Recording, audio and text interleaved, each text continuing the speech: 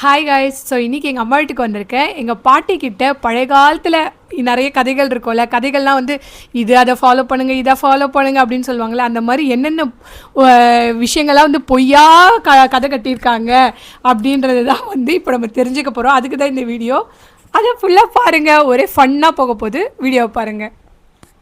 ஐயா, எனக்கு ரொம்ப நாளாக ஒரு டவுட்டு. சொல்லு. காக்கா கத்துனா வந்து சொந்தக்காரவங்களா வருவாங்கன்னு சொல்லுவாங்கல்ல, எப்படி? அது வரும். காக்கா கத்துனா கட்டாயம் சொந்தக்காரங்க வருவாங்க. காக்கா கூட போய் சொந்தக்காரவங்க வராங்களே நெட்டி பார்க்குமா? உங்க சொந்தக்காரவங்களாம் காக்காக்கு எப்படி தெரிஞ்சுது? எப்படியோ தெரிஞ்சு வராங்களே. காக்கா கத்துனா எங்கள் சொந்தக்காரங்களாம் வராங்களே, என்ன பண்ணுறது?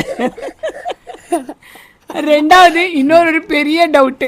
என் பையன் ஏதாவது ஈவினிங் டைம்ல பிபி ஊதுனாலோ ஏதாவது ஊதுனா அதெல்லாம் ஊதக்கூடாதுன்னு சொல்லுவீங்களா, அது ஏன்? பாம்பு வரும்னு. பாம்புக்கு முதல் காதே இல்லை தெரியுமா? அது அப்படிலாம் தெரியாது.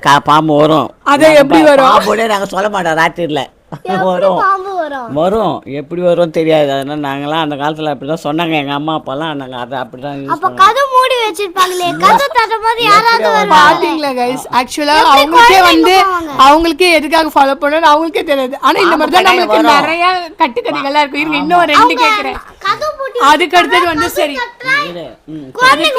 அதுக்கு அடுத்தது வந்து இடி இடிச்சா வந்து பெரிய பசங்க முதல் பசங்க வந்து அது ஏன் இடி விழுன்னு சொல்லுவாங்கல்ல? இடி விழும். தாழ்ச்சம்புள்ள மேலே தான் இடி விழுன்னு வெளியே அனுப்ப மாட்டாங்க. வெளியே போகக்கூடாது. இப்போ ஒருத்தர் இருக்கிறாரு, அவர் ரெண்டாவது கல்யாணம் பண்ணிக்கிறாரு. அவருக்கு ஆல்ரெடி ஒரு பையன் இருக்குது. இப்போ அந்த பொண்ணு மூலமா ரெண்டாவது கல்யாணம் பண்ண பொண்ணு மூலமா ஒரு குழந்தை வருதுன்னீங்களே, அது தலைச்சம்புள்ளையா? அம்மா வழி கணக்கா அப்பா வழி கணக்கு தலைச்சம்புள்ளையா? சொல்லுங்க பாப்போம். தாழ்ச்சம்புள்ளதான். No no no. சரி, ஒரு குழந்தை அபார்ஷன் ஆயிடுச்சு, ரெண்டாவது குழந்தை பிறக்குது. இப்போ அது கணக்கா கணக்கு இல்லையா? அப்போ அது ரெண்டாவது புள்ள தானே, அப்ப அது தள்ளி இடி விழாது. ஆஹா, விழாது. இது இந்த மாதிரிதான் கைஸ். நிறைய கட்டுக்கதைகள் தான் எல்லாமே. அண்ட புழுவு ஆகாச புழுவு.